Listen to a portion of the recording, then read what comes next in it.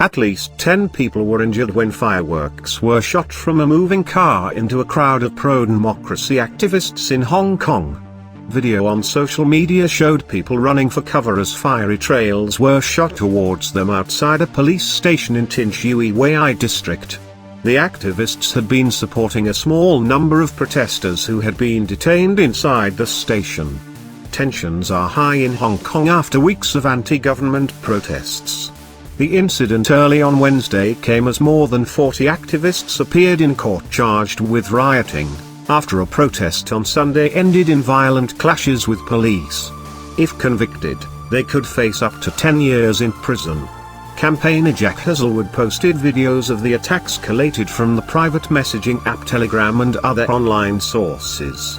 Footage from Tin Shui Wai showed the car from which the attack was launched speeding away. The attackers have not been identified. Police strongly condemned those responsible and said they were investigating. It was the second time this month that pro-democracy activists had been attacked. On 21 July, men dressed in white shirts and believed to be triad gangsters assaulted protesters and passers-by in the Yuen Long area, after some demonstrators had stormed China's central government building and defaced the national emblem. Protesters alleged that the gangsters were acting at the behest of the authorities, a claim strongly denied by the government and police. Elsewhere in Hong Kong, another crowd braved an approaching typhoon to gather outside a court where 44 people were charged with rioting. It is the first time the Hong Kong government has used the charge. The protesters chanted "Revolution of our time" and "Liberate Hong Kong." The 44 were released on bail until September and most were given a midnight curfew.